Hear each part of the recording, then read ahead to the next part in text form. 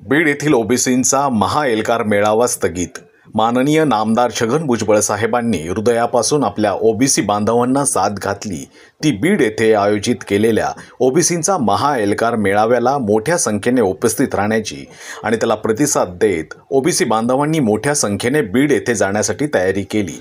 परंतु महाराष्ट्रभर पावसाने घातलेल्या थैमानामुळे आलेली पूरस्थिती आणि त्यामुळे शेतकऱ्यांचे झालेले अतोनात नुकसानीच्या पार्श्वभूमीवर माननीय नामदार छगन भुजबळ साहेबांनी उद्या बीड येथे होणारा ओबीसीचा महाएल्गार मेळावा स्थगित केला आहे।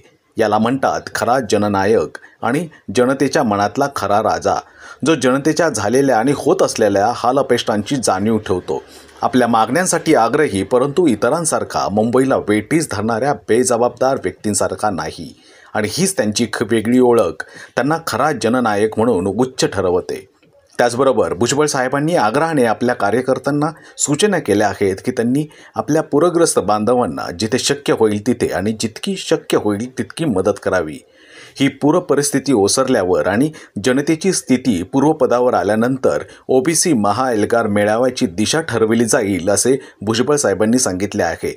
समता न्यूजसाठी मी तुळशीराम गोपाळा।